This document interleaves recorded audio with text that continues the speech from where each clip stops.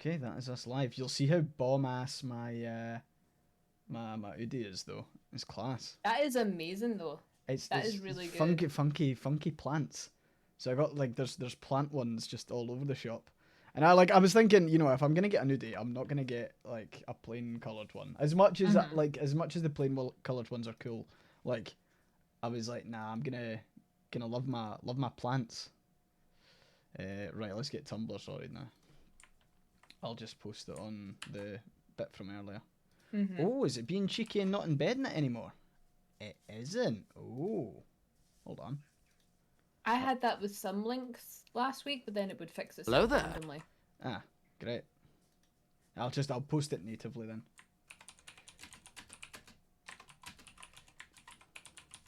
Hey, Blind Panda Bear. You've just watered all 85 of your plants. Nice. I swear every time you give me an update in your plant, Randa, I'm convinced your house is more plant than house at this point. Lives Which, in a fair tree. prop. I would do that too if I could. Wartek, no, the weather hasn't cooled off. I'll explain why I'll explain it in a second. Right, I need to do Twitter as well. Hey, Azuri. And thank you for the hydrate. I do have a full bottle on standby.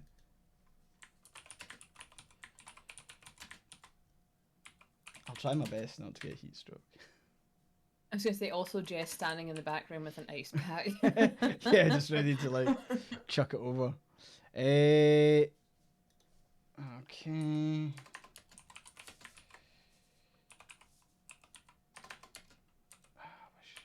Sorry, Twitter's not behaving. There we go.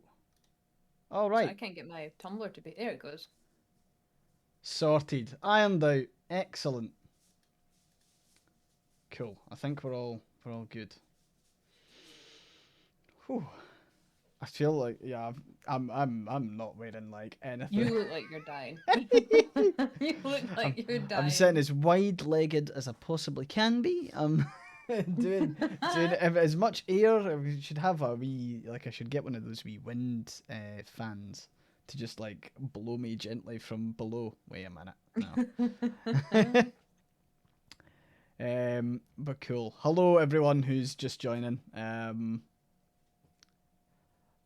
I'm prepared for winter. You're prepared for the winter when the heating prices go up. That's Exactly. You're just gonna live inside your hoodie the whole winter. We'll give it a couple of more minutes, folks, just to allow people to join the stream and hang it. How are we all doing? Yeah. How has everybody's week been? Looks cozy. Toasted Stars, it is extremely cozy. It's also extremely, extremely warm. It's keeping all of the cool air away. You have no context for ear since Twitch made me watch an ad. Oh, man. What they like. Blind Panda Bear's got it. Blind Panda Bear's got it sorted. Sitting in front of 3 fans. I like it. We've just got air conditioning on, which if we didn't, Holly Mop would just melt. She just would not. Shih Tzus don't shed, so she just continually has her fur coat, so she's just dying all through summer. Me and Jessica were reading about the cats actually, and apparently cats, because they come from the kind of sub-Saharan, like genetically domestic cats come from that. Apparently they're fine up until 35 degrees. Huh. Absolutely fine. Just plod about. Just don't care. They could just go around. Oh, to be a cat. Oh, to be a cat. Right, I suppose we could. In fact, nah, we'll give it one more minute. You get one more minute, everyone. That's the rules. But no, we have we have quite a lot to discuss on the media side of things tonight. We're looking forward to it. Thanks, I'm Joy, so pleased I managed to get you into it.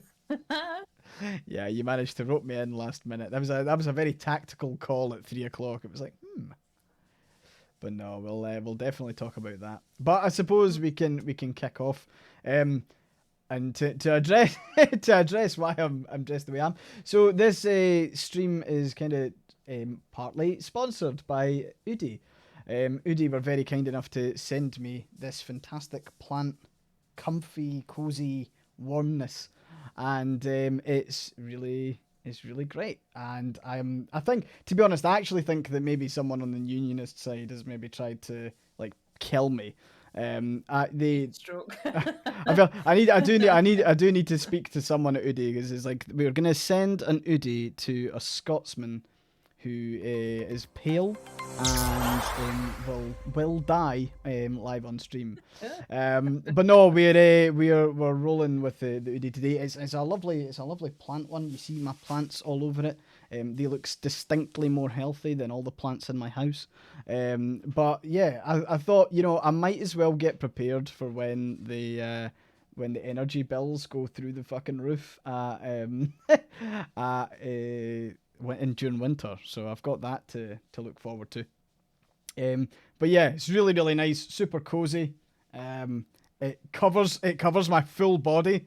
Like I'm quite I'm big, right? So like, I mean, look at this. You could fit two people in this. It's wonderful. So I'm doing my bit. You also have a discount code that you can use. So if anyone wants to get a hoodie sorted for the winter, I don't expect you to be wearing it anytime soon, but you'll be able to use the code I4Scotland and you get a pretty solid discount. So if anyone is interested in that, it's probably a great time to buy it, because then you'll be able to chill and just keep it there. To be honest, I was considering putting this in the freezer.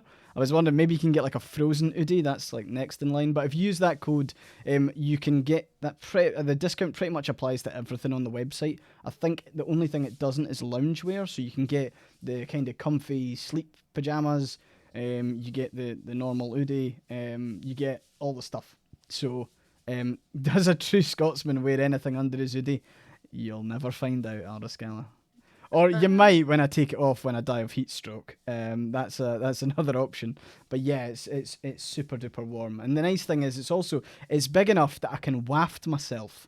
So if you see me doing this on stream, I promise I'm not doing anything else. It's just me wafting.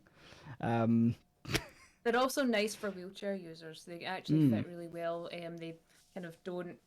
A lot of clothes don't sit well when you're in a chair, so they're actually really good for if you're trying to stay warm in a wheelchair and you don't get to move around a lot. So that's something else from my own experience with hoodies. They are good for staying warm when you're in your chair and you're out and about. So yeah, I bought one for Jessica ages ago, and to be honest, she's one of those people that's always cold as well. Same. So I'm always freezing. suits her down to the ground. I run very warm normally. So and Udi's keeping me super toasty. I'm very cozy. You're one of these people. You were cold earlier. Yeah, we were just saying that, Jessica. Cool. So let's start. And I'm gonna say thanks a bunch, Joy. You made me sit through one of the worst films I've ever seen in my entire life. I wasn't suffering alone. We watched Persuasion earlier. Yay! It was awful. Yeah, it wasn't Netflix's finest. If you're going to talk Persuasion, could we give it a 2-minute summary maybe? Well, the interesting thing from my perspective is I actually thought the film was a bit of a summary. It did not touch the ins and outs of the story at all. It paid mild homage to The various film was the points. Spark Notes written by someone who'd never read it. Oh yeah. It was just yeah, it wasn't great. What Persuasion is, it's one of Jane Austen's last novels. It was actually published posthumously, and it's a story about second chances and lost love. So you have Anne Elliot, who was engaged to a lovely sailor man, and her family and friends persuade her not to, hence the title, because he has no money. And it's the biggest regret of her life, and she spends 7 years basically kind of pining for him a little bit. He comes back into her life and they kind of get a chance at a second shot, but they have to go through all the the social mores and rigors of Regency life at the same time, with a whole lot of, I just saw LaCroix Jane Austen. Yeah. And it's really good. It's one of her most mature works. It's very very some of her most beautiful prose came from Persuasion. Pride and Prejudice is still my favorite one, followed by Mm. Emma. But then there's Persuasion does have a very special place in my heart because it is about second chances and love. It's not the kind of first bloom of romance type thing. It's a very much about finding love when you're older, which I think resonates with a lot of people. Yeah, Um, older in this case being the fact older that being 27. 27, which is spinster age back in the 1800s. I was saying to you before we started that like I I only clocked halfway through the film that I've actually read the book and studied it aggressively. Like I did that in advanced higher English, Yeah, and I'd also seen the other film, which is a better it is. representation of what is like a lot better. Um, but oh my word, I think like there's a there's a lot. Well, when we talk about the film, we'll get a lot more into it, and we'll talk about the difference between the book and the other film, and what on earth they did with the monstrosity that is the Netflix version.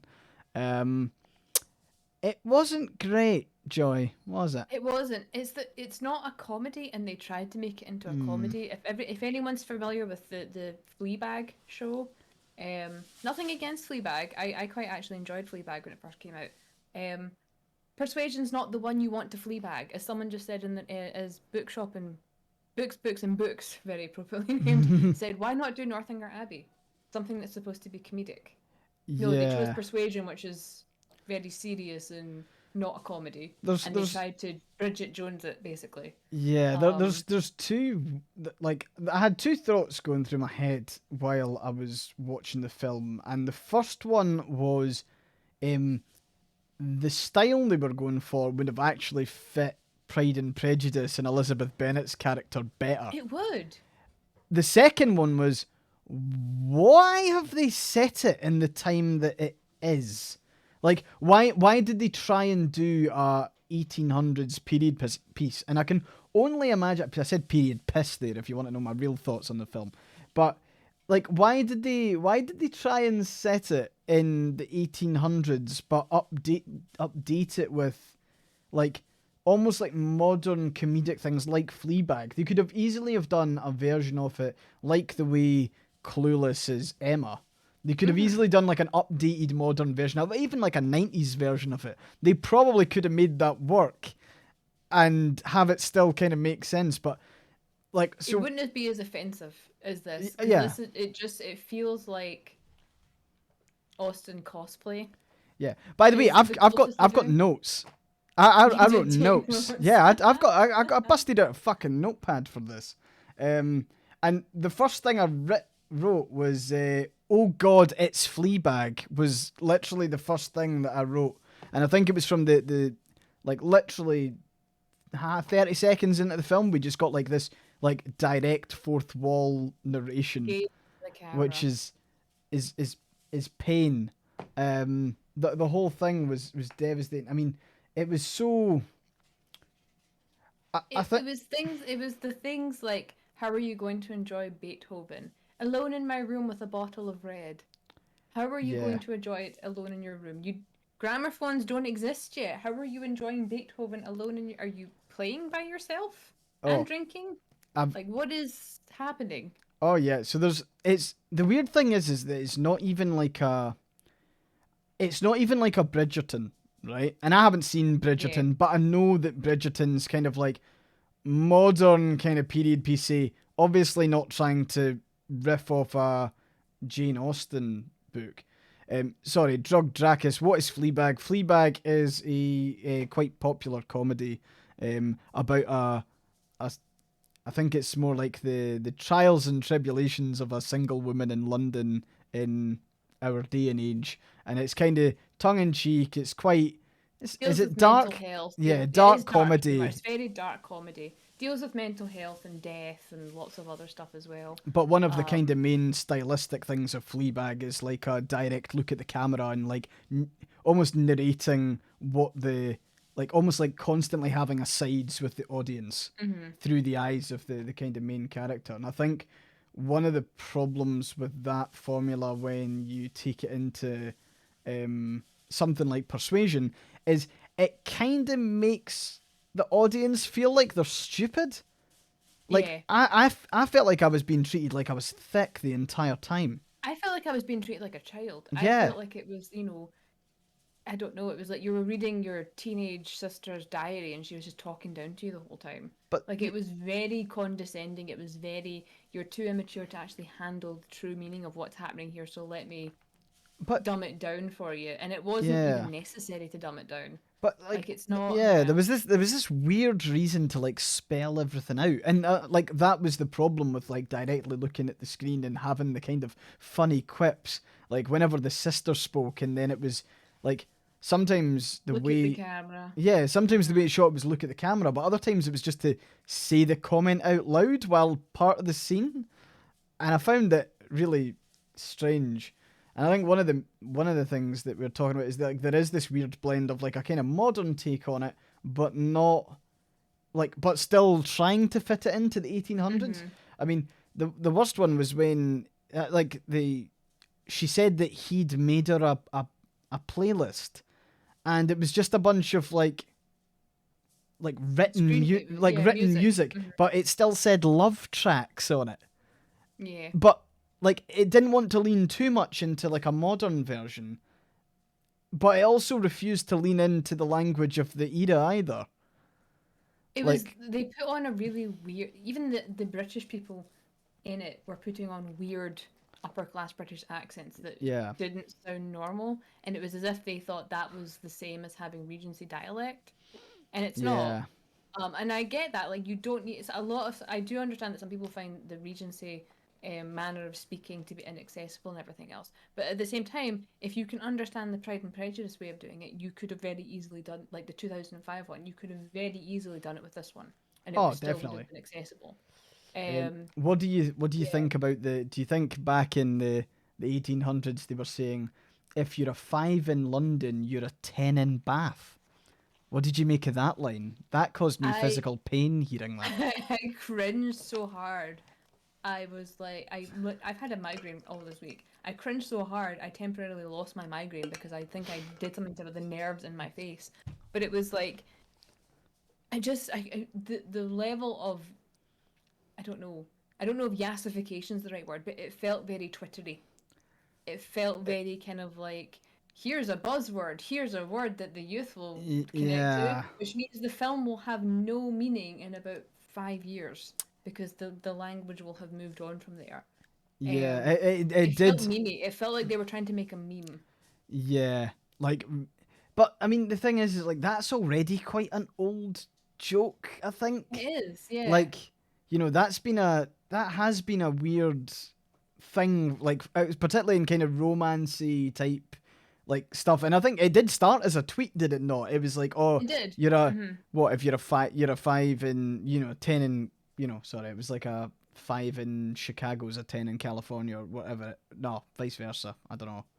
But it was, yeah, it was just shocking. I think it did start as that kind of tweet, and Yeah. like again, I like one of the things that really came across because there was a weird blend of language in it. They did try and do the old timey, like kind of like They tried. There was an formal attempt. kind of Yeah. dialect of like nobility and whatever, but like kind of Regency dialect. But then they totally like removed it. And I think because they did that, you lost a lot of the moments of the actual book itself.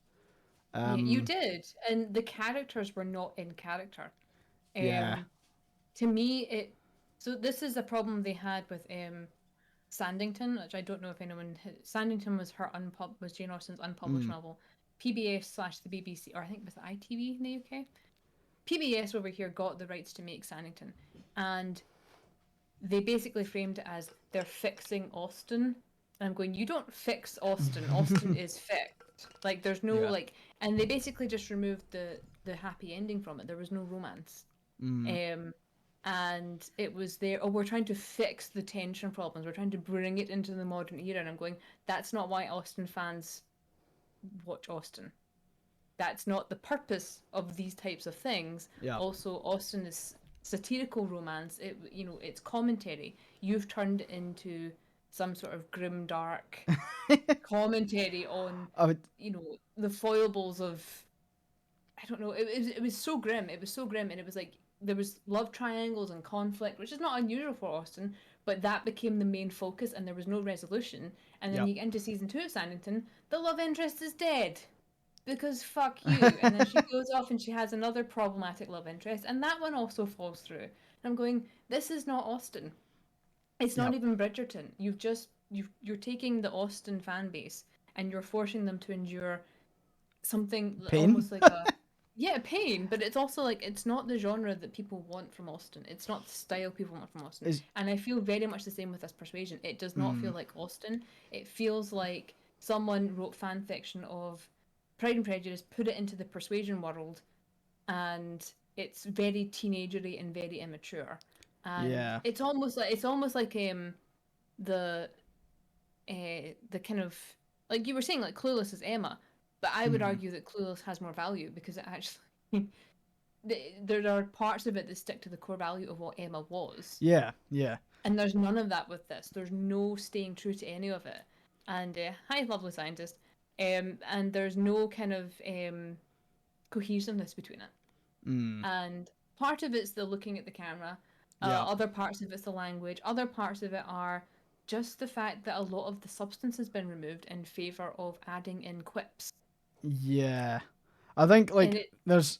yeah, I feel like we're kind of jumping all over the story, but I think there is so many holes that it is kind of hard not to like look at it. I mean, I was 50 minutes into the film and I realized that I had an hour to go and I was like, what the hell are you squeezing out of this next hour? And it was painful. And the weird thing was is that it did try and hit all the beats and it did try, but it missed. yeah, missed completely. I mean, one of the worst bits for me again, I'm saying a lot of worst bits, but um The whole the thing was the worst like bit. her sister. So like for the what's the woman For name called? is it the young one or the older one? Because the It's the, younger it's one's the Mary. older one. It's the younger one. Older one, Sorry, the Mary. younger one who's chronically ill, Mary, and she's just a laughing stock. Yeah, but like made out to be like an annoying, frustrating laughing stock who hates her kids and all the rest. And I Yeah, remember they also did her like that in the other film, didn't they? They they tried to did. they did make her kind of more hypochondriac than chronically ill But person. they do that.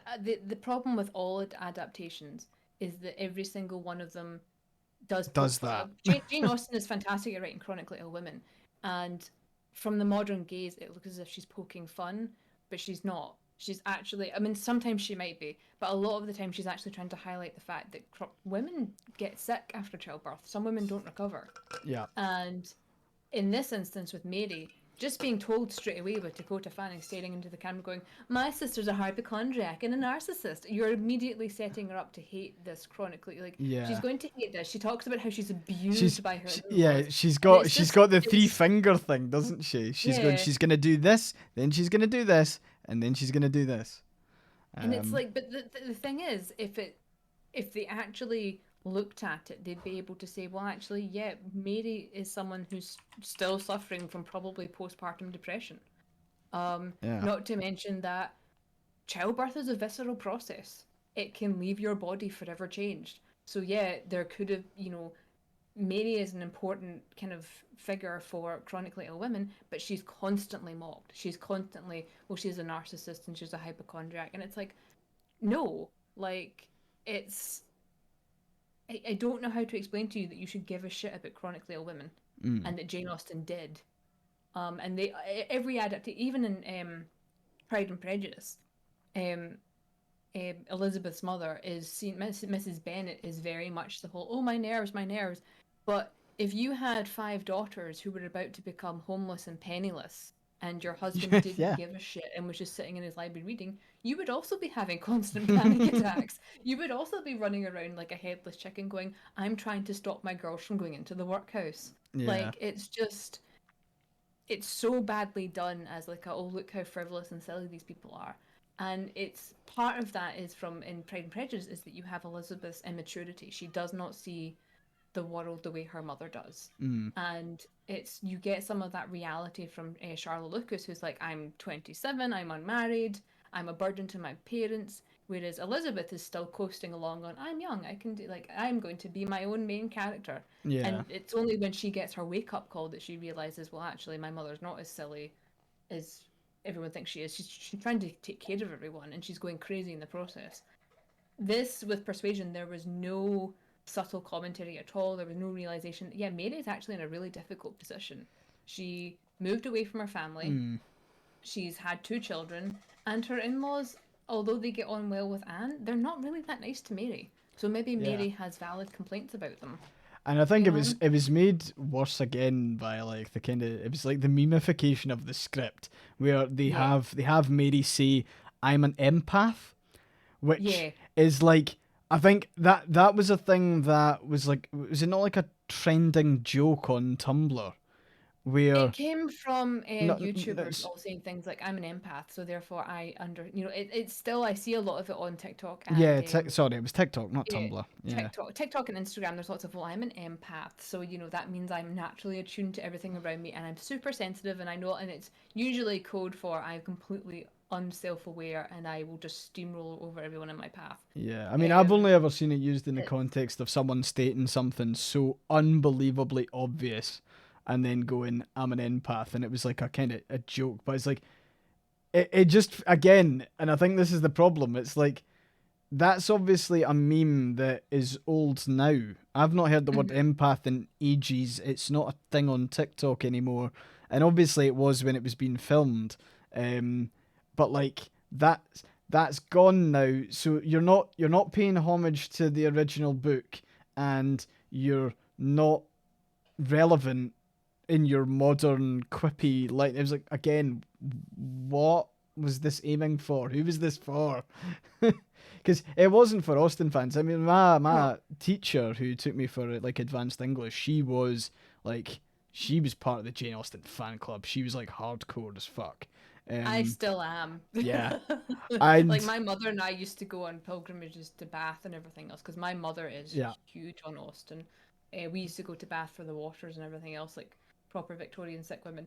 But it's you don't want to piss off Austen fans because there's a whole cottage industry that makes tons of money. So yeah, why would you make something that Austen fans are gonna hate? and it's still completely like it's still like there's the way that the kind of Austen fan. I mean, I'm not a diehard by any means, but like I can totally appreciate what she was doing with like all of her books. Like every single one, is a very specific commentary, and that's why there's such deep analysis about every single one of her books. That, to be honest, I find it difficult to find an author that has been kind of equally like analyzed to the same Hmm. extent as like there is a massive as you say kind of cottage industry around analyzing these books and it's interesting like it causes quite a stir in the community when there's like a new take on how to like decipher a particular scene or analyze a particular scene Hmm. and like and I think this kind of relates back to it was the Spark Notes version of Persuasion because like as we kind of clocked it cut out a lot of the actual moments that make the film good but it like some sorry they make the book good because there's Make the some book good, bits yeah. there's some bits in the book that are really important to actually just straight up be included but Hmm. then there's other bits that are lost in the film purely on the basis of the language they use. Like, see that bit when she fucking says, we're strangers. No, we're worse than strangers. We're We're exes." exes. It was like, what the fuck? Like, there's actually quite a like that is a nice bit in the book, as in it's a meaningful, powerful bit in the book because it's not like but I don't even know the quote off the top of my head, but it's like, "Nay, we're not strangers. We are something. It's not exes." And just Yeah, hearing that, it it's was like, something. Yeah, "Fuck, we are. Yeah, but it's very kind of, it's yeah, fucking like roasting." as also as Celosia 89 says, some of the dialogue being given to different characters also robs them of their meaning, which is true. Mm. And it's very kind of like, well, you gave poignant dialogue to someone else, which removes the poignancy of it because that character has not shown the necessary insight to make it work. I don't know why Um, Nightbot's just done that. Fuck's sake. Nightbot's just putting its point Okay. in, but as Too Many Battles is also pointing out, Anne is actually portrayed as chronically ill, and Mary is in the book. Mary's not seen as particularly sympathetic, but I No. think it's just a lack of. I think Mary's more a mental health issue. I think she's very much a postpartum depression, never really recovered from that, and they didn't have much sympathy for that sort of thing. Yeah. They still don't. Yeah.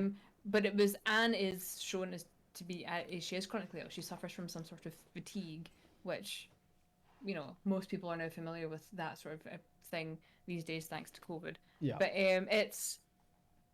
it's interesting that they robbed characters of certain dynamics. The closest thing they had to Anne having any sort of weakness was she falls over in the woods and she hurts herself, and then she has to get a lift home in the carriage. And everyone's like, "Why are you so proud? Just accept help." And Yeah. they never really comes up again. That one of the reasons that they struggle so much is because she is proud, Yeah. I and mean, it's that kind of I think the problem with that is so much of her character's lost by making her so quippy as well. Like, yeah. um, in the book, She's a she's very introspective character. she's introspective, and a lot obviously it's quite hard to dramatize in film because a lot of it is that kind of internal conversation that she's having. But like at the same time, she's quite bitter in the book. Like, but Yeah. she's like as in she's remorseful, and that's kind of turned her quite bitter because with it, she's thought missed her chance at love. 8 years have passed since she was engaged.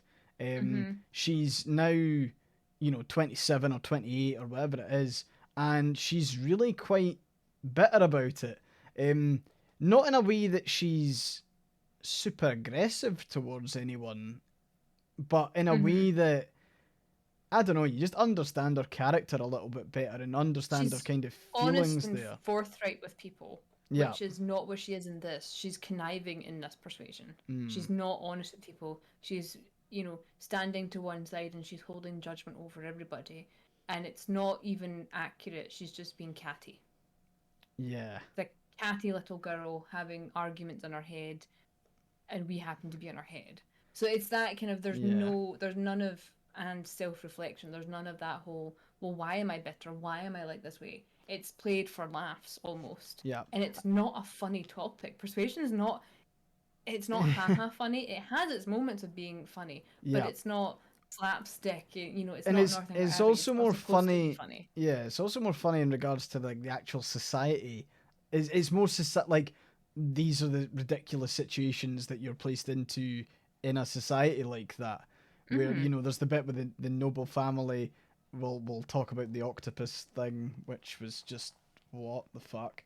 But one of the things was they turned her into like this alcoholic, but like Yeah, which is also clumsy not funny. alcoholic, which isn't great.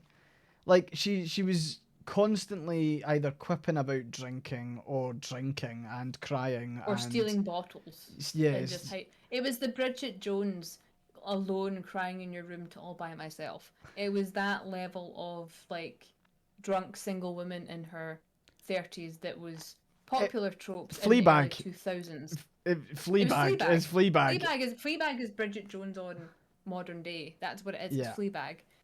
But yeah, drunk wine mom was basically what it was, and it was kind of that. There were so many moments where I was just like, oh, it's the moment where in Bridget Jones where she's writing in her diary and she just says buggered up my life again. Like it's that kind of thing. I'm yeah, like, yeah, that's yeah, not what persuasion is.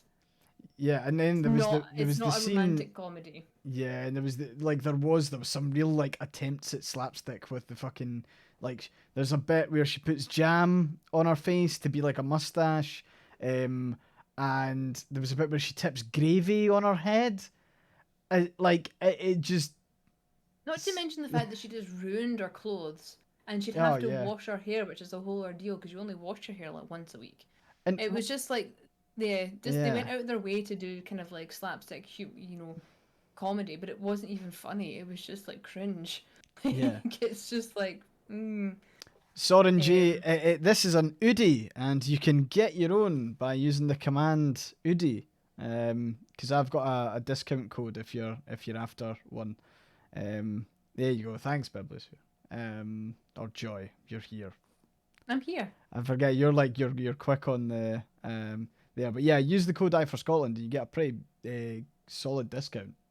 It's like decent. And I I'm think surprised you haven't passed out yet. I am absolutely roasting. Can you not see me just gradually getting like redder and redder? Like if anything, this is testament to how warm you like these are. Like I am absolutely roasting. It will keep me extremely warm in the winter. In the red weather warning that we're heading towards. I may not have it on for a wee bit, but it'll definitely do me throughout winter. And it means that like I can how everyone's also... telling you to hydrate. Yeah, I'm on it. I'm on it.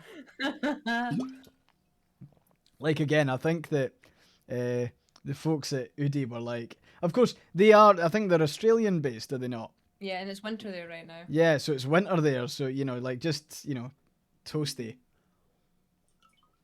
Saves on gas bills. You're quite right, Wartech. It will. So yeah, yeah. Just to answer that question for Azuri, as Tundra says, bamboo is usually glossier and smoother. It's that kind of rayon feel. It doesn't feel like polyester, but it is. It's more of a almost like a satiny feel to me for bamboo. I mean, this is unbelievably soft. I mean, I got it in a really nice bag. Like it comes in a nice kind of pool bag, and like the moment I took it out, I was like, oh my god, this is soft. nice. Yeah, this is like soft. I think there is actually. See if you go into the link, Aldescala, there is. I think there's an Udi New Zealand in their link tree, so you can check it out. But yeah, what did you think of the guy playing Wentworth, the romantic interest? He had no character. There was nothing to him. There was nothing there. It was a cardboard cutout of. Do you think anyone in the cast or the production team read the book? Or like the only reason I say that is because I feel like this is the case in nearly every Jane Austen adaptation. But everyone remembers Colin Firth doing Darcy. Yes. And everyone then tries to be Darcy regardless of what their character is in the film. That's exactly what it is. It felt like he was trying to be Colin Firth's Darcy. Yeah. Not just any Darcy, Colin Firth's Darcy. Colin Firth's Darcy while also playing a character that's not that. How easy is it to get off to use the toilet? It doesn't have a bottom. It's not it's not a onesie. It's like, there you go. So like it's just this. So I could sit on the toilet. Mind you, it's long enough that it could probably go round the toilet as well. And like Joy was mentioning, it's also great for wheelchair users because it fits perfectly round. It covers you. And it will completely cover you. So no, you don't need to drop it to your ankles. I mean you can. I'm gonna drop it to my ankles after I take it off and pass out from overheating. But yeah, it's really good. Plus it has a big old pocket. So if you want to go wrong with pocket though. If you want to store stuff, you can do that too. I am absolutely sweltering. Holy shit. I should just wear this outside. That's what I'll do. You should. I'll go for my walks and I'll just sweat everything off. I'll be the fittest man in the world.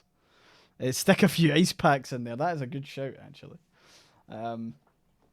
Nobody on the production. I'm reading Egypt on Main. Fantastic name. Nobody on the production team read the text, just loaded up Cliff Notes and their Colin Firth wet t-shirt wallpaper and wet. I mean, so Austenland very much plays into that kind of Spark Notes version of Austen. I don't know if anyone's read or seen Austenland. It is one of my favourite kind of adaptations. And it does Pride and Prejudice really well from a modern standpoint. It's this, for anyone who's unaware, the main character is a Darcy fangirl.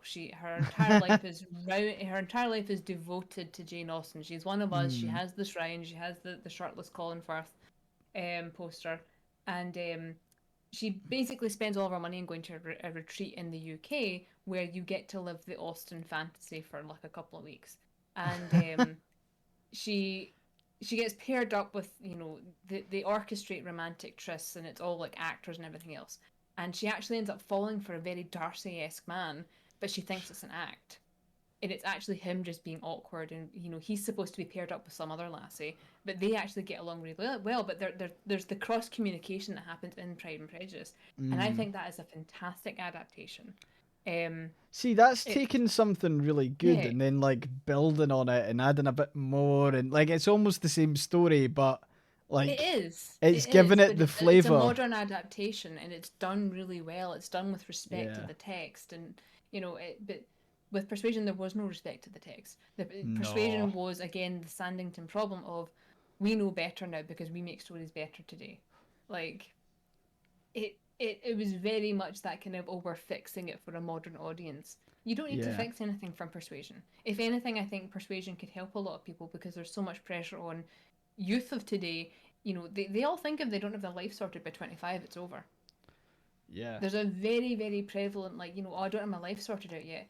Who does? And a Show lot of me that anyone who does. a lot of that stems from like our parents as well. Like our parents were Yeah, like my parents were married by now, you know. yeah. Like and My I parents were feel married at 19, yeah. but it doesn't mean it was a good thing.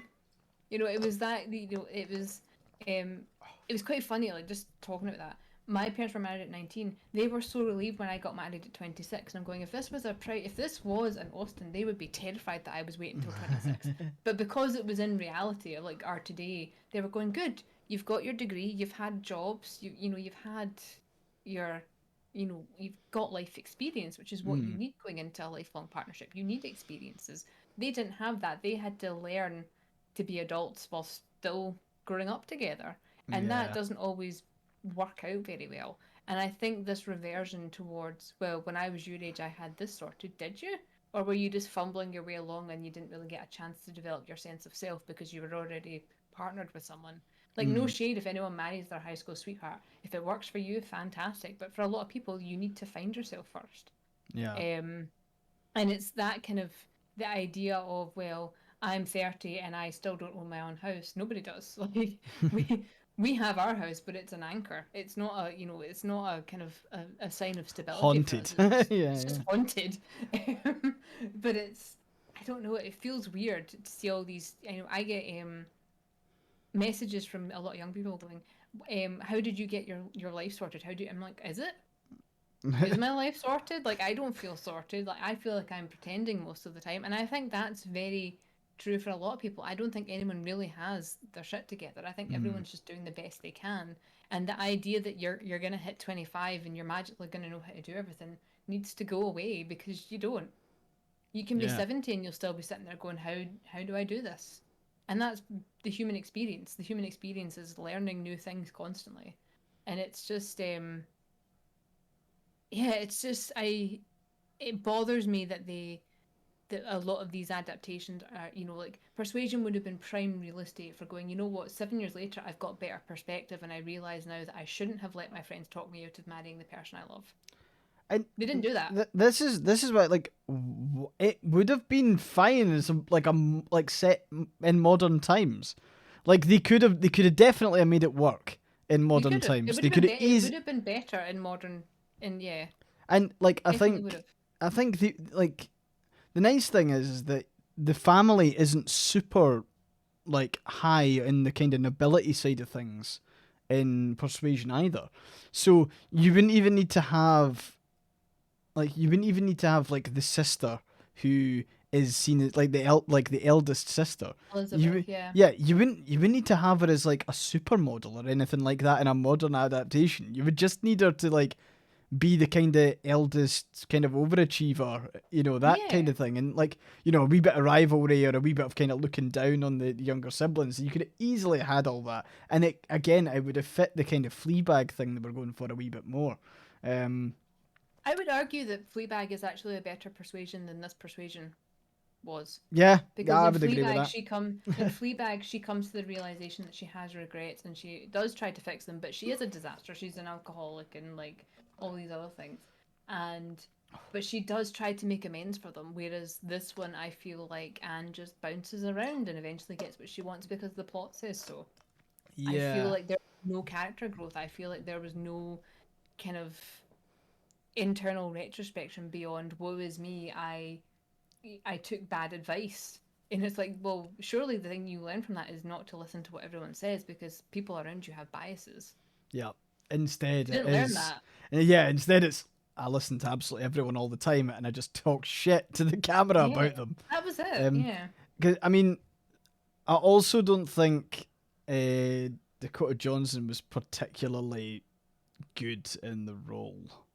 Like, I would I, have liked to see her in a modern day adaptation of it, because I yeah, felt that would like have she been was better. stilted by trying to fit into a character that was not being written well. Yeah, no, I definitely. do think she is a good actor. I think she's had some terrible roles, but I think she is actually a quite good actress. I would like to see her do something where she actually gets to play to her abilities. I mean, she is quite personable, I think, but she's not getting to do that because she's Like, constantly having to play someone who's either being controlled, or again, yeah, she's being controlled again in this one, yeah. and she See, doesn't really regain her agency. yeah, see, I think she would have been quite good in a witty role, like a witty character, but like an in-universe witty character. It was the fourth wall breaks that I don't Yeah, think worked like at yeah, all. Um, in fairness, though, the guy who played, and this is actually where the film got slightly better before it then slipped into being below mediocre again. But the guy who played Mr. Elliot yeah. was pretty good, as in, like, so Mr. Elliot is the cousin Yes, of, there's always a cousin. yeah, a cousin that's also like down to fuck, Yeah, basically. um, rich cousin that's DTF. yeah, rich cousin that's DTF, and like in the book, he's introduced a lot more subtly, Yeah, and he's actually positioned as a serious contender for what's the main character's name? Fuck. for Anne. Anne, yeah. Yeah, Like a serious contender for Anne's um like hand basically. yeah. Um but the in this they introduce him as like an evil man. He's immediately, there's he's none of the he's subtle build up. There's just, hello, he's I'm evil character. yeah, I it's You should not be wanting me to get together. And they it's just couldn't have like, made it more obvious if they fucking gave him a mustache and he just played with it constantly. It was like, I'm not joking. It was like the moment he's introduced, you're like, that's the bad character. And the whole point about Persuasion is that like they almost are both contenders for Anne's hand until the very end when it turns out that Mr. Elliot's actually been shit talking her family. hmm. And, you know, that's the big reveal, and that's when she kind of knows, oh, he was a bad egg all along. They don't even Whereas, have that. well, they have it, but they introduce it really early that she knows it already. And Like, yet she still goes along with and him she because reasons. yeah. And, well, the thing is they try and tie it into her quippiness. The fact that she doesn't like her family because she's been quippy throughout the film. It's like she's not fussed by it. Whereas, like, the whole thing about Persuasion, the book, is that even though she doesn't get on very well with her family, like, it's still Still seen her it family. from a society perspective as being a bad thing to do. Um, and then they have Mr. Elliot and Ms. Clay. Is that a thing Yeah, that Miss happens in the Clay. book? She becomes. I think she becomes the mistress. They don't get married, but he does the honorable thing and marries her Yeah. in this. But And but it's they framed as interrupt. like very Yeah. nice and cute and sweet, but you're going, actually, he ruined her reputation. Like, Yeah. And that's her spoiled, and basically. they interrupt the thing at the end. They interrupt the kind of culminating scene is the letter that Yeah, Wentworth writes. Like, so like it basically ends in this kind of big love letter, and it's like the way that it happens in the book is it's really like it's a really critical fucking point, as in everything in the book has been building up to this letter, and it's about how Wentworth actually feels and how she's always kind of thought that she's been burdened by the fact that he went away to sea and she broke up with him, and how she's always loved him. and that he just went to sea and forgot about her. And this letter's like the big reveal that he's always like He's always he's always loved he's always her. kind for her. And He's still holding a candle for her. And of course, she fucking reads this. She reads the letter to the camera, which is already just dreadful. And then she has this like weird kind of chase scene where it's interrupted by Mr. Elliot and Miss Clay like basically getting off. They're basically in the court. They're not. Like They're in public view, necking. And I'm yeah. Like, in no Regency society, unless you were in a red light district, would that be okay? Yeah. And even then, it's just like it's so brazen and just so modern. Like it's like the Regency equivalent of shagging on a grit salt bin outside a club. Pretty much. Yeah. Pretty much. You've just walked outside the house. And no experience there. Don't worry. Yeah. But yeah, you've just walked out and the guy who was a contender for your hand, and then you found out he was besmirching your family name. He's basically got it out, and he's getting it off with the woman who was a contender potentially to marry your father. And it's this whole. She plays it off at like they see her, and he has this moment of like, I didn't mean to hurt you, but, and she's like, no, it's fine, I'm happy for you, and then she runs off, and I'm going, why was that necessary? Yeah. Especially because it undercut the whole letter thing. It did. Again, the focus. So yeah, I mean, I don't know what else we can really say about it. Terrible. It's awful. Terrible. Yeah, watch it. Like I honestly, I wouldn't. Netflix cancels everything that's popular, so watch it and they'll cancel it. To be honest, I'd say it's not even worth a hate watch. Like No. It's not. It was an hour and 49 minutes of my life I will never get back. Yeah. And I never thought I would feel that way about a Jane Austen adaptation. Like, I even like Lost in Austenland. Or not even Lost in Austen. Lost in Austen, which was arguably not fantastic. But I enjoyed that more. Because it still stayed more true to the source text than whatever this was. So yeah, You were dying. Do you want to take that off? Do you want an excuse to take it off? I'm contractually obligated to keep it on. Don't worry, I can make an Udi sexy. I'll just like slowly pull that. Yeah, nah. Just slowly peel it off. You'll get more and more Udi cleavage as the day goes on. But yeah. So the other thing that we were going to talk, and I went on a rant about this on Tumblr. My two post rant about how. Like, I mean, that's, speaking of Netflix and speaking of like TV series getting constantly cancelled, there's the thing about the Pamela Anderson I was telling you about, the Pamela Anderson thing. Yeah. The that's Tommy like and Pam on Hulu. That like I think I remember Jessica telling me about this like ages ago, and then I saw it again today because I think is it now out or.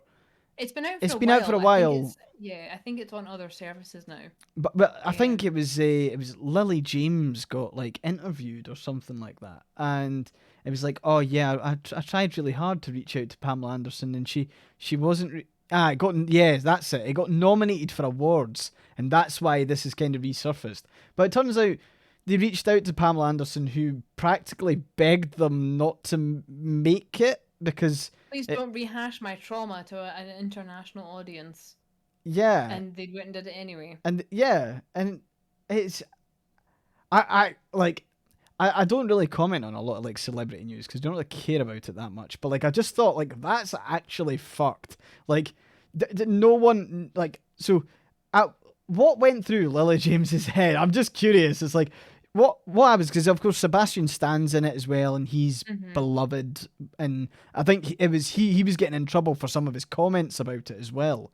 But it was like you go to the actual person that you're going to be as a character, and they go, "Please don't do this.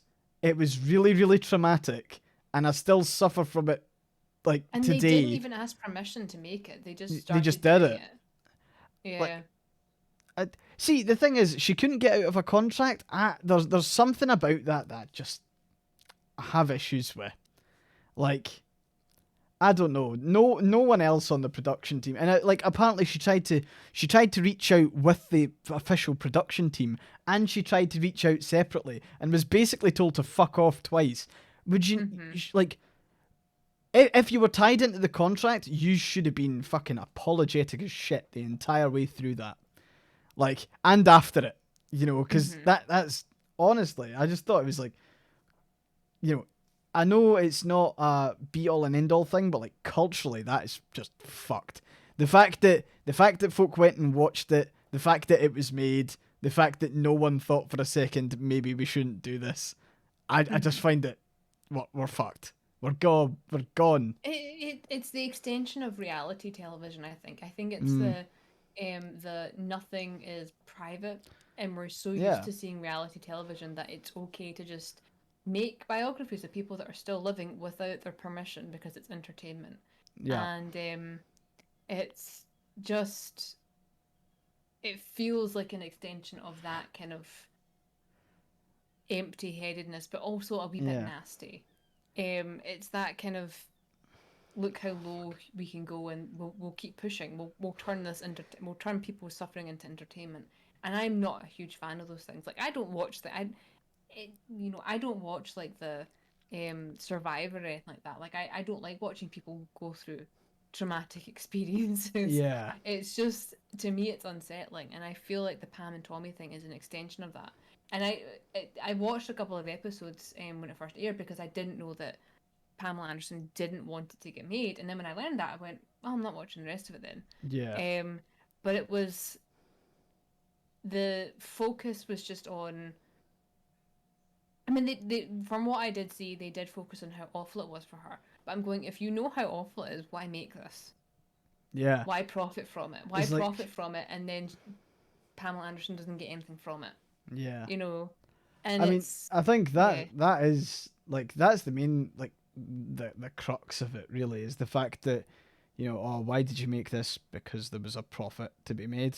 Doesn't yeah, matter who was fucking hurt or dragged through the mud. And like, I feel that quite a lot in people's likeness being used in TV and movies now. I mm-hmm. really like the de-aging thing, the CGI thing, the not the AI thing, but you know what I'm getting at. Yeah. It's like, the hologram, like, Like when they made Carrie Fisher look younger, and the comments were, "Oh, look how old and ugly she is in reality." And her comment, one of her last tweets was, "Am I marching towards death right before she died?" I was like, comedic timing is always Carrie, fantastic, brilliant, but a little too on the nose. yeah, yeah, It was that kind of, you know, we're keeping commodities alive.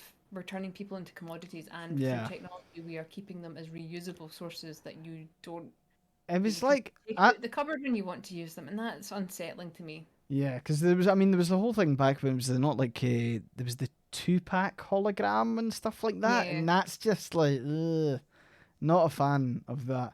I also saw, and this is another thing that'll make you want to burst into flames.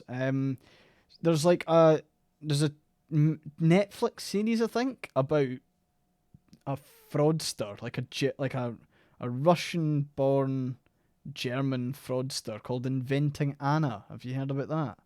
Oh yeah, I've actually seen that. Yeah, Yeah, I've been watching documentaries about that just because I was so fascinated by just how fucked up the whole thing yeah. was. Do you want to know what's Um, worse? what? So they actually paid the fraudster for the story. So Netflix paid $320,000, and she has been able to use that money to pay off her fines. It's just like rewarding grifters. So like what? I, like, I don't think it's covered all of her fines, but like, obviously she fucking defrauded, a bunch of people, and Yeah. like, I think the Netflix show tries to frame it as a kind of Robin Hood, but not really. Look how Um, genius I am at doing this. Yeah, and and there was also the blood tech lady is a different story. There's another fraudster story at the minute, which was the woman who said that she could use a single pin prick of your finger or whatever to analyze for everything, every yes, possible thing. The Hulu one for that's actually, I quite enjoyed watching that, but it made me so angry. I had to watch it upside down to keep my blood pressure stable. So it was one of those things where yeah, Theranos lady, yeah, that one. Um, So there's two different fraudster shows that are currently on Hulu, and the main the kind of dramatization one is on Netflix. Mm. I did not know Netflix gave her money. That is shocking. But so they paid her for the ability to use the story and to have her likeness, and she has, oh, fuck's sake. We have a very annoying I can't remember who's the actress that plays her, but she's got the, like, she's putting on this like German Russian voice because she Nails was on chalkboard voice, yeah. oh yeah, it's like, it was a proper like Mingin voice, you know. It's one of the like nobody speaks like that, and if they did, they would just never ever get anywhere because folk would rip their ears off. Pamela Anderson did not get paid for No, the Pam and Tommy one. which is weird because you'd think, hold on, so if they had to pay a fraudster for the use of the story and the likeness, surely you'd have to pay Pamela Anderson that. Like, you'd have to. You would think so. I'm I'm, sure there's some sort of legal loophole, and it's probably to do with yeah, the fact that it was declared public knowledge or public knowledge or something, or it was, oh, the scandal's so old, it's from the 90s, it's public knowledge. yeah. But yeah, it made me really uncomfortable when I found out how a lot of that was handled. And it's weird. It's weird. They bought the rights to a book. There was a whole thing where it's a book story, not Pam and Tommy's story. Oh, Right, for that makes fuck's sense. sake, that's That's yeah, that's a way to get around that, horrible. isn't it? Yeah. The book also had the same issues being unauthorized. Fucking hell. But you know, like, I think that's the problem where we kind of like get to, at least on like a culture side of things, it's like a bit annoying. I'm not gonna get like, oh, we're becoming more and more uncivilized, because I think that's dangerous language to kind of slip It is. into. But like, I mean, I kind of sometimes get the same feeling for like Love Island. Like Love Island in the Yeah. UK, I just like, there's something about it that just makes me go, there's something alright there. Married at First Sight annoys the piss out of me. Yeah, like all that kind of shit. And again, it's just kind of like reality TV and like folk just going, like folk going nuts because they know it'll catapult them into fame. Mm-hmm. Like, you know, and it kind of, Your 15 seconds of having a mental breakdown in television can turn into a career if you're very careful about it. But then yeah. you're known for being the person that's going through it, and you don't really get to move beyond that, which is not. I don't think you should really build a career on that. That's just Yeah. me. No, I mean, like, I think, you know, the amount of people who've come out of like Love Island and then have become like the face of fashion brands that then endorse like all the worst of, like, you know, fast fashion and fucking sweatshops and all the rest of it, and then like they refuse to take the accountability of it. I think there was one where one of the Love Island contestants were like, I actually work really hard, like, but like they don't, and they don't pay minimum wage, and like they had a proper dig at like the work ethic of people, and it's all just terrible. But yeah, I've got many an issue with kind of like reality TV in general. I think a lot of it kind of stems from like kind of Kardashian type stuff. I'm not a fan. Which is another plague on the planet. Yeah, I know. It's just the worst. It is. I don't understand the appeal of it, but then it's also I don't know. It just feels Like, very, Dash Bunny just came up with it. There's also a white mediocrity factor in the people producing all the. It's white yeah. mediocrity, profit, making profit from mediocrity. Mm. It's scandal, and it's the rag papers. They've turned scandal into even more of a profit, and it's just. Yeah. I don't know. It just feels so grubby. It feels grubby, Yeah. and it just feels as if everything's bought and sold, and it's. I don't like it. I don't like the I idea hate it. I hate it. every part of your life can be for sale. I mean, I'm in nowhere near the same situation as any of these people, but I get constant offers to do brand deals for things that are not ethical, or that I deem not ethical. I could quite probably easily get myself out of poverty if I took them. I could probably pay off all my medical debt, and I'd be good to go. But I don't agree with the companies. I don't agree with their practices. I don't agree with the fact that a lot of them are sweatshop. I don't agree with a lot of them that use crypto. It's that kind of thing where I'm going, you have a choice for what you interact with and what consumerism is not activism, but when you are the person that is being asked to promote these things, it becomes a form of, where do I draw the line? I'm not going to promote something that is, to me, not ethical. And that includes things like, well, I'm not going to promote makeup brushes that are made by children. Yeah, yeah. I'm not going to, possibly has lead paint in it, just, it's, it feels as if a lot of people are just being asked to put aside having morals for the sake of money. And that's always been the case with capitalism, but it feels so insidious now. It feels like every aspect of our life is marketed to us. Yeah. And I hate it. I hate every inch of it. And it just makes me feel so grubby that I'm even remotely in that same sphere, that I have people saying to me, hello, influencer, and it's just like, cringe, no. Like, there's a difference between, like, things that you would buy and things that you would use, and then there's people that are clearly just promoting things that they would never use. Like the diet teas. There's so many of these celebrities promote these diet teas, and they're just basically diet teas are a no-go. They're just laxatives, but there's, this is how I get my figure. No, how you get your figure is that you have a nutritionist, you have a personal trainer, you have time and money to make your job into being good looking. That is why you look the way you look. It is nothing to do with the tea that you are promoting to your followers. Yeah. And to me, it's just that, but taken to an extreme level. Yeah, no, I completely agree. And Egypt's on Main, I do believe it was the Molly May Boohoo ambassador, and it was Boohoo weren't paying enough, which is why it's better to go with like ethical brands that use, like, obviously meant to be worn for a long time, meant to be actually made with care from ethically sourced materials, like Udi. That was such a lead-in. I am sweating at my fucking arse now, by the way. It's roasting in here. At least it's warm for the It's warm. I'm gonna be the most toasty boy in the whole of the land on during the winter months. Like, I won't need to stack on winter weight anymore. I'll just be able to put my hoodie on and I'll be good. But holy fuck. I might get one for winter. Yeah, Minnesota winter. You should. Bloody brutal. It was, as much as I'll be complaining about the heat, I'm not looking forward to the negative 40 degrees Celsius. That's never a good shout. Yeah. Like, yeah, it's the, I mean, I do much better in the cold. Because, like, if it's cold, I can put more stuff on. I can put a vest on. I can put on 3 jumpers. I can wear an hoodie. If it gets too hot, I can't take off any more layers of skin.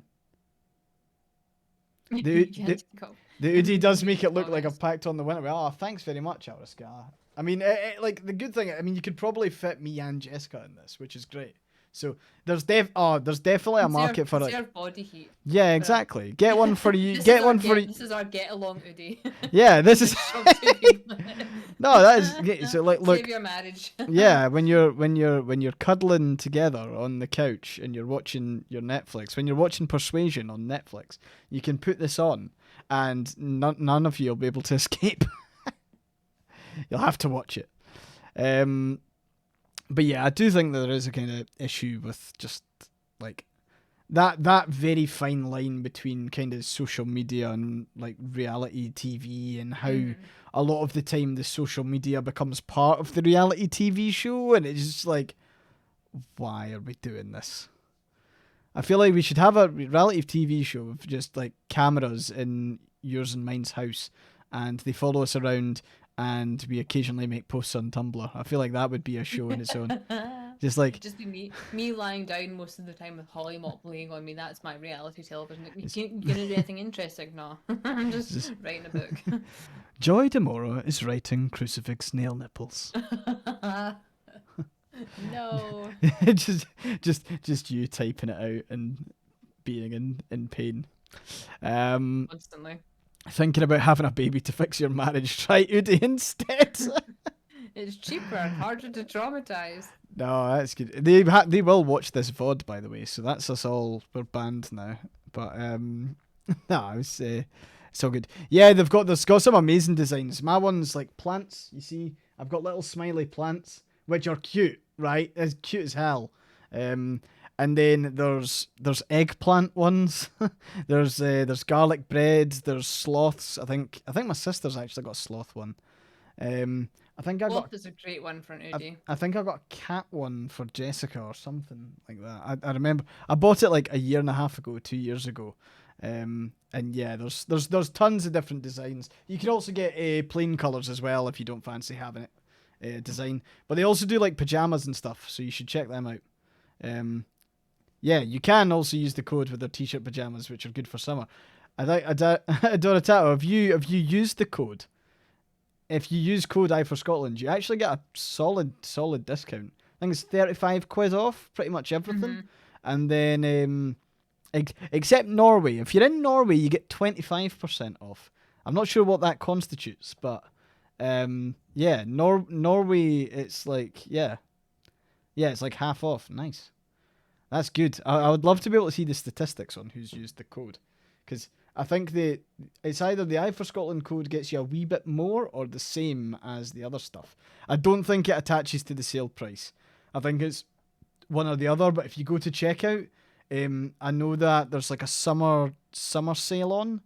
But if you go to checkout and then change the code, you might get it a wee bit cheaper. I fan Udi Party, exactly. You know, there's gonna be someone hopefully looking. They'll be like, "Damn, that I for Scotland can push Udis." We should pay. Oh, we need a Saltire emote one. Imagine Saltire love hearts all over an Udi. I'm speaking directly to the person at Udi at the moment. I'm just saying. And if it says, you can send it to me and I'll wear it too. Yeah, 100%. Yeah, like do it. Like seriously, the person we need a Scottish Udi. We need nationality Udis. But the one thing you're not allowed to do is do a Union Jack one. That's banned. That is banned. Yeah. You can do Australian ones and New Zealand ones. That's fine. But there must be a koala Udi or a kiwi. Oh. Imagine a kiwi Udi. That would be so snug. And a Highland cow Udi. Fuck yes.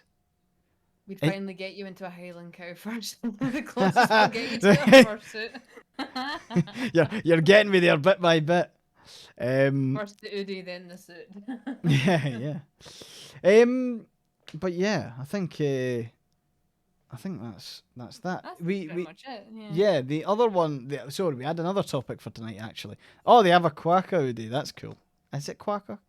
It's quack. I don't know how to pronounce it. They do have koala. Koala. Nice. Fantastic. Excellent. We'd wear the shit out of a haggis Udi. Haggis Udi. Yeah, make it happen. No, that's cool. So another thing that I kind of wanted to chat to you about was Bethesda. You did mention it, but I have no idea what's happening. So right, so I thought it's quite an interesting thing to chat round, because I think Bethesda gets a lot of Whack. It gets Hatred? It gets a lot of slack. It also gets a bit of hatred, and I think, see, from a business perspective, they've kind of nailed it. Like, they can release a game, right, and they don't need to fix all the bugs because they know that they've got such a dedicated community. Now, whether or not you see that as taking advantage of them, that is another thing. But like, purely from a business perspective, they've got a community that'll go and fix all the bugs in the game or add quality of life improvements to the game. And like, to be honest, it's probably better for them as a games company that they don't like. Why would they take the unofficial Skyrim bug fixing and put it into the game when they can point all investors to it and say, this is the most engaged gaming community going. We've got people who will go into our code and fix all the bugs, or they'll write their own code that bolts on to the existing system and fix bugs, or we have people who write their own quests in our games. And and then turn them into independent games that they then sell for free. Yeah, like Forgotten City and stuff. Forgotten City and the other one I can't remember. Starts with an E. But yeah, it's a the famous screenshot from Reddit is it a bug or a feature? And Bethesda's reply is yes. Yeah. And is it a bug or a feature? Yeah. Yeah, to the point where it's like almost deliberate. like I think it's super deliberate. I think, you know, as much as we like to joke about Todd Howard, I genuinely think he's cracked it in a way that, you know, he doesn't need to do, like, he all he's doing is essentially inventing a toolbox, Yeah. and people go and have fun with that toolbox, because I can guarantee you everyone, you know, there was a lot of different reactions to the Starfield trailer that came out, Mhm. and like the gameplay of that, and people were saying, oh, the gunplay looks a little bit wooden. Like, you just know that there's going to be a Starfield gunplay overhaul, and like It's gonna be that's Gopher that makes it too, because he always modifies everything Gopher. Every yeah. Bethesda game, he's a fantastic modder for them. And But like, you yeah. know, like, folk are just gonna run it. It's like people want to fly down to the planet to land. I wouldn't be surprised if some modder was always like, I'm actually gonna find a way to do that. I don't Mhm. know. I can't remember, but when a Bethesda game releases, how soon after is the mod kit like open and available? Do they make it available immediately, or? From what I remember from very early Skyrim, because I got the game the same year it launched, and mods were already available. Um, Yeah, that's my memory of it. I could be wrong, but I do remember. Again, the first mod I loaded in was a Gopher mod because it fixed the UI, yeah, and it seems to be like right away you get it, because I know it was available right away from the last Fallout game I played. You had immediate access. They tried to make it so that you could pay to add certain mods, but if you can yeah. just ignore that completely and just Nope. go on to Vortex. I'm not. Yeah, yeah, not doing that. Like, the thing is I'll happily endorse mods individually on Vortex, but I'm not paying Bethesda to then potentially pay a modder. I would rather just pay a modder. Yeah, Like, you know, if I really like a mod, you know, it's the equivalent of leaving a tip or whatever, isn't it? Um, yeah. Sorry, one sec. yeah, they don't release it immediately. The early mods are people just hacking the game to pieces and doing what they can before the mod kit is out. Yeah, I think that's my if my memories were from getting mods from Nexus. Yeah. Because my Oblivion that is still my Oblivion file still exists is modded to shit. It's I not Oblivion anymore. Yeah, I mean, I feel like I've kind of got to mod, um, like Bethesda games now, like to make them replayable. Um, You I, did miss it, Mixagal, but it will be on YouTube later on, so you can watch the whole thing again if you want. yeah, I'll be on tonight, Maxigal. So I'll do that as soon as I possibly can. Basically, the moment the stream ends, I immediately start to download it, and then I put it up on YouTube. And the YouTube upload always takes like a way longer, because for some reason, Joy, I'm not sure if it's just that we're such fantastic characters and we move about a lot, but like a lot of the downloads are like 5 gigabytes. I mean, in fairness, it is a 2 hour video, so, you know, fair play, but it's also like, damn, that is a lot of stuff. Um, We've talked about mods before when I was convincing I to play Skyrim, but I don't think we've gone into it as in depth as what we are right now. I might have touched on it previously. What, like, Yeah. 1998? You'll find that I only have like 3 topics that I can talk about. So yeah, we'll start repeating ourselves a bit more. But no, I'm joking. No, I think from the modern perspective, I mean, I'm interested in Starfield, but like I know that like I know that it'll be radically different 5 years from now, and I think that again speaks to the kind of longevity of like Bethesda's game making. I mean, they've been able to milk Skyrim for what? We're coming up for All it's 15 worth. years. 15 years and it's still getting new I mods mean, every when day. was the anniversary? The anniversary was like a year ago for 10 years. Yeah, a year ago, yeah. Okay, And so it what? was they added in a lot of the official they took a lot of mods and put it into the anniversary edition. And it was Yeah. like, okay. 11-year mod, yeah, yeah, the 11 we're up at Oh, was 11 that years 11? now. Was that okay? So we're Yeah. coming up for 11 years. I mean, like, you know, that's people will still be buying Skyrim in a couple of years' time, like I guaranteed. will probably buy it when if it comes out Again. again. I'll probably buy it again at some point. I've bought so many copies at this point because I've moved countries and lost accounts and everything Yeah. else. It's just Yeah. yeah. It was released on the 11th of November 2011, so it was 11/11/11. Yeah. It's Oh no, you're right, because yeah, it was the year I got engaged and I spent most of that year playing Skyrim. yeah. Because we were ETD and Mothman and I were separated since for most of our relationship by immigration laws, so that was we played Skyrim together. So That's nice though. yeah, we See, still do. We have the a mod that lets us actually you can play two people in the one game. oh, that's Um cool. I didn't know that was a thing. yeah. There's one that you can do locally, and then there's another one that they're trying to make it so that you can play with someone like internationally, but Hmm. they didn't get permission for something, and now that mod's kind of on the back burner. Um, how do we feel about the handheld Steam console thing, the Steam Deck? Um, I I quite like the idea because not everyone can afford a massive games rig PC. Yeah. So if it gives you access to your Steam library, Yeah. great, Absolutely. fantastic, yeah. To be honest, it's one of those things, and I used to be a very handheld gamer. I suppose it was Game Boy Advance, Game Boy Advance SP. That was like my go-to. I quite like having a bigger screen personally. Mm-hmm. But yeah, Steam Deck for traveling, as not a hooker says. That's a great username. But yeah, I mean, it seems ideal for traveling. And it's powerful as well. Can you not play like Elden Ring and stuff on it? You can, Like, yeah. like it's a serious bit of kit. So I would just be playing Frostpunk constantly. That would oh just be man, me. I wonder how that would feel with a controller though, or like Hard. yeah, yeah. I know there's people in the Frostpunk community on Reddit are going, I play it on console, and it's like, why? What? Like, I imagine on console it must be like hold A to like create a select circle, like that kind of thing. Like, Mm-hmm. I find that like your kind of real time strategy games would be quite weird to play because I think I tried to play City Skylines on Xbox and it was like It's hard.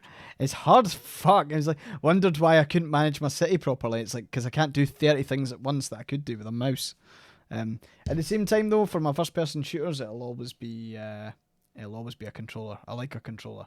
Like I've always played shooters and stuff with an Xbox controller. Mm-hmm. I know that'd be a lot better if I did play mouse and keyboard, but nah, it's not for that.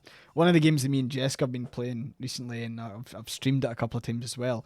Power Wash Simulator. Holy shit! Is it the best co-op game of like all time? Like, I've never felt more accomplished power washing stuff. I've cleaned a skate park. It's the productivity feeling from Oh, it, yeah. oh, it is. It's incredible, and like you get a nice little like chime whenever you like clean a specific bit, Mm-hmm. and it sparkles, and you're like, oh yes, get it in me. It's good stuff. I will. I promise. I will be doing more Power Wash streams. And there is cross-platform multiplayer, which is even better. So people can play it on the Xbox and stuff. I've learned that you shouldn't play it with an Xbox controller though, because if you do, you take decades. But like, it's also one of the games that I've recently learned is quite like it's the first time I was like, shit, am I actually getting like carpal tunnel syndrome or something like that from like because it's just you're constantly moving the mouse and you're like you're spraying these areas. Still talking about Power Wash Simulator, and yeah, because I knew you would latch onto that. You personally prefer to watch AyeSphere back on Twitch over YouTube because Twitch has the chat replay. Does YouTube have any particular advantage? Yeah. I mean, we could stream to YouTube. It's not something I've ever done before. I'm not sure if it's something we would want to start. It's the one thing with the issue with the podcasting format here, and it's why we try and read out every name when we're reading out questions. Because it's hard to have both of us on screen and chat unless we remove the recent follower, subscriber, and donation, and we try and have a very truncated or very Condensed, condensed version. It's just it's a kind of choice thing. I don't know. Maybe when we expand, maybe when the AyeSphere reaches like its own level, we'll like graduate away from using my Twitch. But we think this is quite accessible at the moment. You prefer Twitch because we don't have the excruciatingly aggressive Yeah. adverts, yeah. At the end of the day, it is an archive on YouTube. At the end of the day, I think if people do want to like rewatch episodes and stuff, and also we need to try and think about if we like we've started an RSS feed, and I think the problem at the moment is we don't have any like art to put on it, and it requires us to put in art before we upload the audio anywhere. But yeah, the like what we would like to do is have like we want to create these podcasts in a way that we're saying enough names so that if you can't view the video and you prefer to just listen to it on Spotify or whatever, you still get the same out of it. You're still hearing us interact with people. Of course, you won't get to see me sweat my arse off in a nudie, but you know you can at least you can hear about it. Yeah, it's exactly. Implied. Just if whenever you hear my voice, just think that I'm sweating. There you go. Yeah, Tundra, we're gonna be announcing that pretty soon. Actually, we will be going through that. It's been there's been a lot on, both from me trying to find a job and Joy dealing My with general life. audiobooks and life and all the rest. I would love to be able to hydrate Arch Factor, but my pleas to Jessica have gone unheard. I've been messaging saying, please can I get some more water for the past 30 minutes. Oh, no. and yeah, like it's fine. I'm gonna pass out soon. It's fine. I don't know. I don't want to stick my head out and shout. No, it's Sound Tundra. Yeah, we have been meaning to get back to folk on that. It's just there's been a world of other stuff happening. We're both dealing with actual other stuff as well, and it's just like, okay, well, there's two of us. One of us has confirmed ADHD. One of us maybe has it. Jessica very kindly has ran through with her ball. Fantastic. Jessica's water's older than mine. You can taste it. Yeah, I can taste the fuzziness of the water. Oh. It's fine. It's fine. But yeah, it's fucking warm here. How warm is it? It's 21 degrees. It is 9:30 and it's 21 degrees. And to be honest, this is actually maybe quite a good chance to say it. Particularly if you are in the UK and then you're in Scotland, southeast of England in particular, is going to be absolutely ravaged by the heat over the next couple of days. Please stay safe. Make sure that you're hydrated. Try and not stay in the sunlight. Do not do what the newspapers are doing and they are showing beach pictures. Do not go to the beach. Don't go to the beach. Stay in the goddamn shade. And yeah, I think there's another thing is like kitchen foil. You can put kitchen foil on your windows apparently, and it works well. We've not tried it. Back off, yeah. I mean, Jesus, it's like yeah. Just to answer Sorenji real quickly. Sure. My diagnosis for ADHD was as an adult, and it happened in the US. It was very recent. It was only in the last 2-3 years, and it was after a lot of people on Tumblr going, "It sounds like you have ADHD," and me going, "No, it's just that I'm just the way I am. I'm just a flake." And then I sought out an ADHD specialist specifically to talk to them about it, assuming they would know best to tell me, "No, you don't have it. You're just useless." And then we did the test, and she's like, "No, you have pretty bad ADHD. You're pretty hyperactive." And I was like, "Oh, okay." So that's how I did it. I went to see an ADHD therapist. The psychologist or whatever, the people that would have to officially do the diagnosis, I often get told, "Oh no, you're far too clever to have that. It's not that." And I'm going, right, well, I'm going to go with the ADHD specialist who actually does the therapy and does the talks and everything else, and who also acknowledges that a lot of the testing is aimed at children. So a lot of the tests they do for adults are actually aimed at children, which is kind of useless because by the time you're an adult, you usually have coping mechanisms in place. So don't be disheartened if you are getting knocked back from getting diagnosis, because you said, I think you said you've seen 4 people, and it is hard because there's a lot of misinformation about it, and a lot of people still treat it as, it's a shiny can't sit still disorder. But if you actually find someone who's really, really good at it, I would even suggest trying to find an ADHD coach, and then you can say, well, actually, I did the coaching for it. I did some of these things, and it helped. That can also lean towards, well, actually, yeah, you do have it. Mothman was also told he does not test for ADHD, but they gave him ADHD meds and he improved. So it's one of those things. But yeah, just keep going. If you really want to try and get the diagnosis, keep going. Find someone who is actually up to date on what it is, which is easier said than done, but it is doable. Yeah. The chat is moving far too fast for me to keep up. Sorry, I'll chuck on slow mode. Sorry, Hex. To answer your question, the reason for it is that this stream is in partnership with Udi, so that's why I'm wearing a wonderful Udi. Which can I just say, it's extremely cozy, and it's wonderful. It's great. It's keeping all of the heat in. The flip side is it's keeping all of the heat in.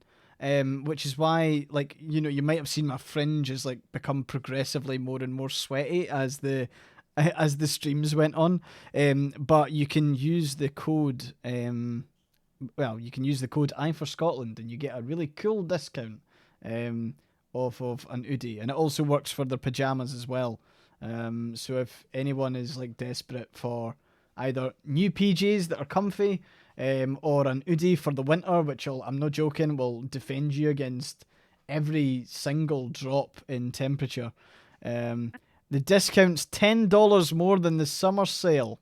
Not bad. That's what you get when you choose I for Scotland. That's me becoming my car salesman levels of there. But there you go. It's also not a commission thing, so don't worry. It's just a code that I wanted to give to use, and what I have to do is I've got to wear my Udi for the time. The nice thing about it though is I also heard that they're kind enough that the code is evergreen. So if you are ever buying an Udi for your family, your friends, your partners, if maybe you want to buy one in winter, maybe when it's actually good. And if you're in the southern hemisphere right now, it is your winter. But yeah, you can use the code I for Scotland and you'll get £35, euros, or dollars off wherever you are. Except Norway, in which case you get 25% off. Don't know why Norway get a different deal than everyone else, but roll with it. I think it's more expensive there for the shipping, probably. Ah, okay. Which is just everywhere else is fine. If you go through the link, you'll be able to choose your region, your nation, and then go from there. But yeah, it's really, really warm. Like someone at Udi is watching and is like, the plan's nearly complete. We've nearly cooked the Scotsman. US dollar and pound were the same this week. I think it was US dollar and euro were the same. Yeah. Which caused a lot of glee amongst all of the Americans on Twitter for some reason. But yeah, okay. Right, I am actually melting here. So I'm gonna waft. I'm gonna waft again. You're in the same situation as Holly, who is melted behind me. Oh. Aye, she's You warm? I bet you that's a cool blanket that she's lying on, and it's just like. It's our waterproof one. Yeah. Oh, very nice. Well, if she has any wee accidents, it doesn't go into my lovely couch. So yeah, she gets on these kind of we've got central air in this house. She'll go and lie in the air conditioning vent and just falls in the air. I'm not joking. Like me and Jessica have this tower fan in our bedroom, and it is on like all the time now. Mm-hmm. Can you redeem channel points to make stuff an ice pack in his Udi? Well, see, the thing is, I'm actually wearing a vest underneath this, and I realise now that I shouldn't have worn a vest. I should have went bollock naked under the Udi, actually. And you know what? Like, the thing was, I was thinking about taking it off at some point during the stream, but now I just if I was bollock naked, I wouldn't be able to do it. You still can. Thanks, Mothman. I'm glad you support my career. We'll start doing coffee donations if we get it up to a Oh couple yeah, no, hundred I quid. can, Udi's just coming off. to show you how, like, I mean, look at it. It's they can fit a whole other person in here with me. Like, it is mad. Like, I mean, think about it in the winter, right? And this is the sales pitch right here. See when it's like really cold and you want to like grab a cup of hot chocolate and you want to like sit and like watch Netflix or whatever, and you're just huddling and you're really cold and the cold's biting you, and then you go and you stick on your hoodie, and then what you'll do, because obviously it's you, what you'll do is you'll go and drink your hot chocolate and just spill it all down your hoodie. The good thing is you can put them in the washing machine. So there we go. There's another talking point. I'm going down a list. Just stick an AC unit under it. To be honest, that would be class. Actually, we could do that. But yeah, at the moment I'm wafting. I'm wafting in the same way that I was wafting my kilt at the wedding the other day. Like it was like 23 degrees outside. And I was like, you're wearing a big kilt. Oof. I was yeah, big proper like woolen like heavy kilt. So like I was standing at my like, you know, I was like trying to find like places to like lift my leg onto so I could like catch some breeze. Yes, I like, get a breeze going. Yeah. But yeah, it's very, yeah, it was warm. It was warm. But you can put a fan underneath and it'll just inflate.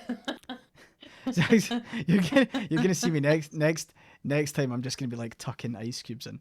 It's amazing. I got me one as a gift, and it's the best gift of all time, to be honest.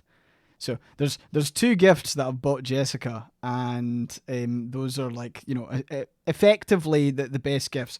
One was an Udi, and the second one was a back scratcher, like a big like telescopic back scratcher. That was all part of the plan. Thank you very much, Arch Factor, for gifting a sub to Jess. Jess, I hope you enjoy your use of emotes.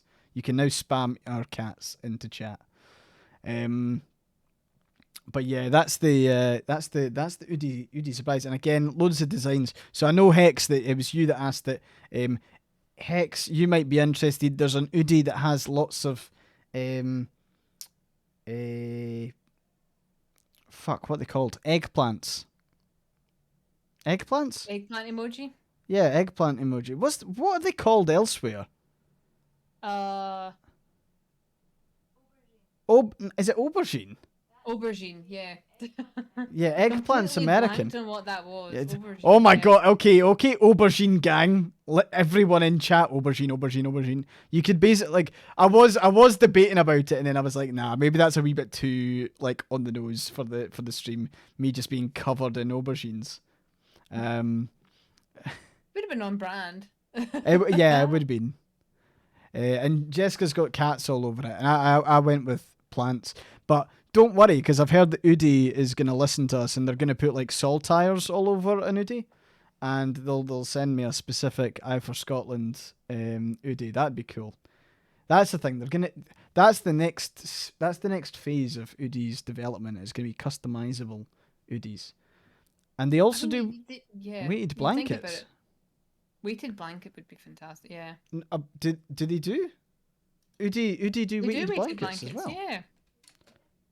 I didn't know that. That's cool. Are you sure? Or is it? Yeah, so it is blankets. Damn. Udi weighted blanket ships on the 6th of September. There we go. Oh no, that's the sloth one. You can get a sloth weighted blanket. That's amazing. And you can get up to 9 kilograms of a weighted blanket. There we go. That's it. Problem solved. Sorted. Now there's a question. Joy, you need to think of a question that we can both answer before the end of the stream. Oh, that's cool. You can use the AyeSphere Scotland code to get money off of a weighted blanket as well. Weighted blankets can be quite expensive, so you can get a 9 kilogram weighted blanket, and it takes it down from 100 quid to about 64. So you do save a fair chunk on that, actually. That's really cool. That's really cool. I like that. I'm going to add that to my post on Tumblr. I'm going to be like, yo, get your weighted blankets too. The guy at Udi will be like, why the fuck is there so many? You can tell us your favourite plants. Joy, I'll let you start. Ooh, my favorite plants. We have a lot of pothos. I think that's how you say it in the house. It started with one, and they've taken over. I do have some variated string hearts that are very pink and purpley, which are very pretty. And we also have 3 bonsai trees in this house, but I don't know if they're still alive. Demon Rose is obviously, she's not a house plant, she's a feral plant. But she's obviously my number one. But yeah, we have 3 willow bonsais, and we have pretty much a pothos plants over every window in the house. Like, I don't know if I can direct this to show you them, but they're big, huge, massive. I see the top bit. Nice. Yeah, but we have falling. We have those on all the windows, and they are impossible for us to kill. We've managed to keep them all alive, and it started out with a cutting from one plant that my editor sent, and it's just gone bonkers. Yeah. And sorry, I shouldn't have moved my camera like that. But anyway, yeah, we have a lot of I have a lot of succulents as well that I like my succulents, but I can't show you them because they're all in the other room. But yeah, I have a lot of succulents, and I do have a plant behind me, I think, but I can't remember the name of it. The purple boy. It turns purple in the sunlight, so yeah. I've got aloe vera too. Aloe vera's good. I like aloe vera. I've got a plant called Jessica. Like, and it's not Jessica the human, as in Jessica the human bought me a plant called Jessica. And that's not the that's there's a scientific name, and it has Jessica in it for some reason. I think it's some sort of like money plant, but it's really nice, and it kind of like it just is. I don't like flowers as much. It's ivy, yeah. A Jessica plant that's ivy, poison ivy. They like I quite like it. It just grows and grows. And I'm not much of a flowers guy. I'm more of like a green plant guy. I know that seems a strange thing to say, but I definitely more go towards my green plants than like proper floral kind of stuff. Like you probably won't see me in the future growing like like tulips and stuff. I'll be like tomatoes and other greenery type stuff. I know that tomatoes are red, shut up. But before chat says anything, it's like tomatoes are red, dumbass. You can get green ones. You can get green ones, and Lidl actually. Oh my god, we're slipping into weird chat about my shopping in Lidl. But Lidl have like multicolored tomatoes that they sell in like a packet, and they're like yellow and orange as well. It's really quite cool. I actually, for plants, people are going to think I'm insane. I bought 1,200 tulip bulbs that are arriving in September. Because I'm digging up most of my garden, because we mostly just have that kind of golf course yard aesthetic. So we're putting in tulips. Yeah, nice. And we got them on discount. It was heavily, heavily discounted from the place where I get stuff from.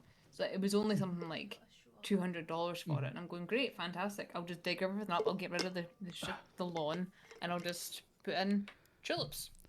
Sorry, I'm gonna go and grab Aoife while I can. She's just around the corner. So. Hello, small child. You're being stolen away. The Dutch having a surplus of tulips again. It's more likely that I've just bought them all. I think I'm going to be the cause for the next Dutch recession. If you have deer, they don't like tulips. We do have deer here, but we also have an 8-foot privacy fence, so we're not that worried. Oh, it's an Aoife. She's actually staying still because she finds the Udi comfy as well. She's never this settled. Look at her. Look how happy she is. That's another endorsement. She's like, this actually feels amazing on my paws. I can guarantee you the moment I take this off, I'll be like, this is mine now. But yeah, look how chill she is. That's amazing. She's gorgeous, though. Look at those eyes. Holly. She'll fall asleep in a wee second. There you go. You're okay. She's gonna be it's gonna be our bed. Oh, goodbye. She's like, I can feel your sweat leaking through the hoodie. I don't know. She's like, oh my god. I'm like, it's got to the point where I'm like, I know this is probably too much information, but I'm so sweaty under this hoodie that like I've pulled the vest up underneath it and it's now like sticking as a crop top. So you're getting crop top Eye for Scotland now stream. I hope you all enjoy that. You're just not aware of it yet. Yeah, that'll be my big reveal at the end. They'll be like, here it is. It's stuck up here. Holly Mop's being anxious. Yeah. What Holly Mop needs is an hoodie to cuddle into. It does. What do you want? Oh, Dracota, wring out a few gallons of sweat. Oh, no. Tell you what though, like it would be like if you're particularly into like your exercise, like if you're an MMA fighter and you need to like make the weigh in or whatever, you could just wear an hoodie and go for a jog because you'll be so warm you'll just sweat it all. That's another option. You should buy Holly Mop a kid's hoodie. You could. We could. I don't know if anyone can hear her chatting. She's chatting away in the background. So happy to be here. The thing is, Holly Mop knows that she's on camera as well. She does. Definitely. She's playing it up. She knows look at that tail go. Is that you? Where's your tail? Where's your tail? She's grumbling. She's absolutely just. Right. She's got the wee Shih Tzu plume tail. Great. Right, we're getting into the last 15 minutes, and I suppose we now just open the floor up to any questions of anything ever. Obviously, we've spoken about to be fair, I actually really enjoyed watching a film prior to the stream and then ripping it to fucking shreds with my notes. You can do it more often. Yeah. Oh god, we're gonna become a film analysis podcast. We're gonna be one of those. But to be fair, it is good to do. I enjoyed that. There you go. Thanks, Kai. Remember, folks, you can use the code on everything. You want to hear Joy gush about her book being in the romance shop? Oh, yes. I want to hear that too. And all of you say a big congratulations to Joy. Thank you for the hair comment. Yeah, I like my hair as well. I was having a kind of rough week this week. Excuse you. Stop grumbling. I was having a kind of off week, and I happened to check my junk mail last night, and there was an email from the Bodice Ripper, which is the biggest romance store, I think, possibly. It's in the US, but also possibly globally. And basically all they have is romance. And it's really hard to get into. It's mainstream appeal. And they have Hunger Pangs on their shelf. I didn't even have to ask. They went and did it. Hey! They emailed me. They were like, oh, normally we'd be asking, can we acquire your book? But you've already put it for just wide distribution. So here we are. And here's some pictures of your book on the shelf. And they also have the Flirting with Fangs edition, and they also have the Fluff and Fangs. The Flirting edition is only available, the Flirting edition is available in store and online, and the Fluff one is available online as well. But if they get enough requests for it, they might put it in the shop. So yeah, I am now available at a mainstream romance store, which is amazing. It's huge. I'm next to people that are New York Times bestsellers. It's insane. I love it. So I think you belong there, though. Thank you. I've sold enough. Like, that was the thing. If I wasn't indie, I actually sold enough to get on the New York Times bestseller list. But because I'm an indie, I don't get on there. So which is nonsense, actually. It's kind of nonsense. The New York Times bestseller is a paid-for editorial. They get their stuff in because the publishers pay for it, and then their people make enough sales, and that's how they do it. But it's, I sold enough my opening week that I would have been eligible for it, and I'm going, oh, that's quite heartening. That's really cool. Well, we'll But it's guarantee you we'll see you on there at some point. it may be eventually. Yeah. The current one that I can get onto is USA Today, which is another big one, and I do actually qualify for that because there's no restrictions on that one. But yeah, I'm in the Bodice Ripper with a whole bunch of people that I have spent. Some of them I've spent decades looking up to, but it's insane. It's just like such a good feeling. I gave myself a POTS event last night. I was so excited, my blood pressure just went ski whiff, and I had to go lie down. What is wrong with you, Miss Mop? What is wrong? And for those of you who maybe haven't, for some reason, haven't had the chance to experience Joy's writing, the link that I've just posted is literally the best place to go and get it. I feel like this is what we do in our roundup, Joy, but I'm sneaking in earlier because like P-Hip's a really good chance to get it. Yeah. But yeah, you've got to go and read it. Like again, whenever like whenever we talk about Fangs, like the one thing that like sticks in my mind is it got me back into reading. And this is after like a massive stint of not enjoying reading. Like basically I loved reading all the way up until I went to university, and then university sucked all of the fun out of reading, destroyed my soul, made me miserable, and then I hadn't picked up another book until Joy's Fangs, and you know Hunger Pangs is wonderful. It's written really well. It's written with such a nice rhythm to it as well, and I think that's one of the things that, like, when I've heard you speaking about it, Joy, like it's framed. I write with a very neurodivergent friendly writing structure because a lot of modern publishing, especially for adults, is not neurodivergent friendly. So I tend to revert to a certain rhythmic tone and just kind of style that helps some neurodivergent brains latch on easier than a lot of other stuff. So if you're someone who's ever found fan fiction easier to read, but you cannot focus on a published book, there may be a reason for that, and that is primarily because fan fiction was created by neurodivergent fans. Like the style was formed through people that are very, very hyperfixated on things. So it's more of a fan fiction type style of writing, but with original content, and it's. Sorry, whenever you talk about this, there's always people in chat going, People in the chat "Oh, going, oh, fuck!" Like this is literally my experience as well. It was, you know, whenever Joy's like, obviously Joy's writing, got me like back into reading. But whenever Joyce recommended like a kind of neurodivergent, accessible, like resource or material or whatever to read, I've always went, fuck, that is actually so much easier to read. Yeah. Oh. So yeah, everyone has this. Yeah. Everyone comes in this chat and goes, "Oh, I need to go talk to a doctor." But it's my book is very, you know, from the sentence structure right down to how I've done formatting is as neurodivergent friendly as possible. And I was very intentional about creating that because I don't agree with whole swaths of books being inaccessible to people. I don't agree with it. And yeah, and if it's been described as for anyone that's still not sold, it is the love child of Terry Pratchett meets Jane Austen. That is what my style is. It's what the humor is. It's what the kind of the characters are like.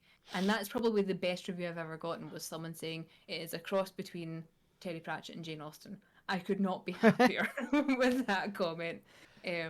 So yeah. What we've got to now ensure is that the animated series / film. Yeah, we have to keep harassing Netflix or HBO for that. So yeah, and it can't be the same people who did Persuasion. That's banned. Yeah. Not allowed. To be honest, I actually think it would work really well as an animated series or film. Yeah, as soon as someone said to me, "Who would you fan cast for it?" I'm going, I can't think of an actor, but I can see the animation in my head. Yeah. See, this is the thing. Sorry, it feels like we're starting a topic just before we wrap up. But like, this is one of the things that I find really interesting. Is like, what's the best superhero film? Go on.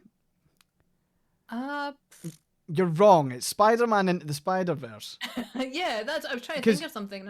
I don't even think of that as being superhero because it's not the same thing when I think of superheroes. That to me, that's animation. But like how? Yeah. But like the thing is, so no, you get sorry when okay, that wasn't an open question, folks. That was me setting up saying Spider-Man Into the Spider-Verse because it like the animation of Spider-Man Into the Spider-Verse is so good. It is good. It's so good, and it's like it gives you so much more to work with. Like you can do so much more with animation styles. And to be honest, the nice thing I like about animation is that it really stands the test of time as well.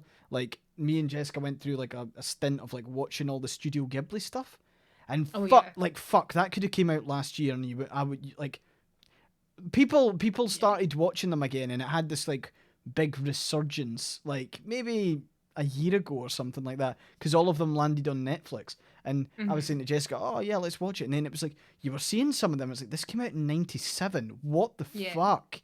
Like, holy shit!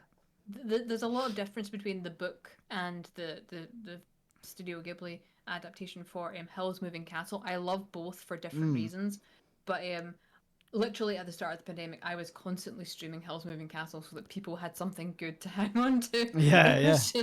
It was that kind of, but it is good. Like you look at the animation and you're going, that is still fresh. It doesn't look dated. Yeah. Another animation that I've really quite enjoyed is the new Masters of the Universe series. Have you watched that? Yeah. I've seen bits of it. I've not seen all of it. Incredible. Love it. Mark Hamill as Skeletor, just chef's kiss. Mark Hamill's just good at everything though. He's just amazing. I love Arcane. I'll need to check Arcane out. Arcane's good as well. I've seen bits of Arcane. I see bits of things usually because Mothman's watching them and I walk past when they're on and I kind of absorb them through osmosis that way. But there's so much good animation. There's so much of it. So if it was one of those things, if for whatever reason, putting out their universe, if Fangs ever did get any sort of major traction, I'd go animated because you can do so much with animation that you would struggle to do with live action without it entering uncanny valley. You know what's weird, right? Like, see, thinking about Fangs, I just think like your locations and stuff like that would so suit I can imagine Vlad's greenhouse animated. Yeah. I can definitely imagine that. That's like I can almost see it being one of those like really nice settings akin to like a kind of Studio Ghibli thing, because gothic horror Studio Ghibli. Yeah, gothic horror Studio Ghibli, but like you can imagine like this sort of like massive perfect greenhouse that is just like, absolutely covered in plants and all sorts of stuff growing up the walls and everything. I can picture it already. Well, there's hope for Kai mentioned Castlevania in the chat. The people that did Castlevania actually just bought the film rights to Gail Carriger's work. So I if there's hope for that vampire werewolf supernatural romance series to get made, there's hope for mine. That's what I'm telling myself. So okay, we're gonna start a campaign, right? This is it. This is the formation of a campaign. Everyone watching now is now part of it. We're gonna get Hunger Pangs animated at some point. I better get cracking with the rest of the series then. Nah, we can totally go for it. Right, okay, we've got like 2 minutes to go. Joy, do you want to round up? I'm gonna take this off because I'm sticky. I'm I can see how red you are on my screen. Anyway, but thank you everyone for coming as always. It's always great fun getting to chat with all of you. Oh, poor I. He's melted. I could have made that way more sexy and like pull up the top and everything. Nah, I'm not gonna do that. I will, however, pull like fucking hell. There's like nothing on me now. I'm just bones. Holy shit, it's warm. Thank you for coming, everyone. Thank you for letting us talk to you about bad movies and everything else in between. And thank you for supporting us as always. I hope if some of you get Oodies, you enjoy them. And you should follow give him a subscribe if you like him, and also if you have any spare cash, throw it in his Ko-fi because he's a fantastic person who deserves all the support he can get. And I've sweated my arse off also. You've sweated your arse off also for your entertainment. No, I suppose I'm gonna wrap up for Joy. Obviously, we've just spoken about Hunger Pangs, and you can grab your copy here as well as the short stories from the link below on PayHip. That also contains links to the audiobook as well. So you can get the audiobook, you can get both versions of the audiobook. You can also get both versions of the book. And then you can also get the short stories. So great time to do that. Of course, you can also join Joy's Patreon as well, which just got revamped. Which got revamped, and also has obviously all the behind the scenes stuff that you would expect from Patreon, but also access to Joy's Discord. So you're, of course, just go and do that. Really support Joy in her work. Thank you. And Joy, at the moment, you're also doing stuff with your group with body doubling, aren't you? I'm doing body doubling sessions in my Discord, which, if anyone's not familiar with body doubling, is an ADHD system for accountability, basically, because we find that a lot of us work better when we have someone else with us, but although not necessarily involved with what we're doing. So it's a form of parallel play, basically, but for adults. So I am on stream, I'll sometimes be talking, I'll sometimes have music on in the background, and we just hang out and we get stuff done together. There are days when I'm down with migraines, I still put the music up and we hang out in the chat, but I'm not on camera because no one wants to see that. No one wants to see me full-blown migraine. My Discord is Patreon, but also Ko-fi. So if anyone wants to do Ko-fi instead, it is on there as well. I like how you call it Ko-fi. I say Ko-fi. I just think Wi-Fi. I don't know. Yeah. I think it's supposed to be coffee, but it is. Yeah. Yeah. But no, that's us. The last thing I will do, of course, and again, you've seen me wear it all stream. But this stream was in partnership with Udi, who were very, very kind enough to send me a fantastically cozy and very, very warm Udi in an assassination attempt to try and take me out and cook me alive. So no, it's wonderful. Obviously, that'll absolutely do me for the winter. Until then, I think Aoife's probably going to steal it. But if you use that code, what you do is you can get £35, euros, dollars off of the whatever you purchase. That also applies to the weighted blankets, which I've just kind of learned. We learned that midstream. So you can check that out if you've got a warm pajama top or a warm hoodie or whatever you already have, but you would maybe want something that's quite nice as a weighted blanket, you can use it on that. And yeah, we're just stay safe this week, I suppose. Yeah. Please avoid the heat. Stay cool. Stay hydrated. Remember that salt helps you stay hydrated, so don't skip out on your electrolytes. Yeah. Like if you're in the UK or if you're in Scotland, particularly the southeast of the UK, you're potentially getting 40-degree heat. 40-degree heat. Don't see what you. Don't go running. Don't go running, but also like don't ignore the people online that say it's hotter elsewhere. So you're gonna be fine. We're not acclimatized to that level of heat. Our homes aren't structurally created for that type of heat as well. Make sure cold cloths on your head if you're feeling super warm. Fan back of the neck, on, back of the wrist, top of the head, cold. Yeah, all that good stuff. And just be safe. And we will see you next week. I will probably have just been a puddle by the time that we're next week. You'll be chatting to Joy plus Puddle. But yeah, that's awesome. We'll come up with some new topics or maybe a new film. And Keith, thank you very much for posting a link in the Discord. That's for my Discord, not Joy's Discord. So of course you're all more than welcome there. It's a great community. We have a good laugh, and we talk about everything from the politics that you'll see very often on Tumblr that you might know me from, but we also have channels for pretty much everything. And you can also catch my streams throughout the week. I'll be posting my schedule at some point, probably soon. But I'll leave it there. Alrighty. Sounds good. Alright, thanks very much, folks. Have a good week. Bye-bye. Bye.